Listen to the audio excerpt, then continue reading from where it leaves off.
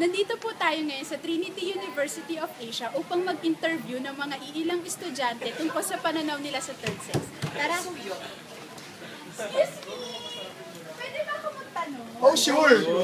What's the question? Tungkol lang sa third sex. Una, ano ba yung third sex?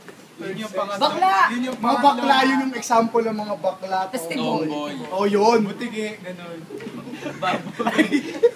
Bakit nagkakaroon ng diskriminasyon ang third sex?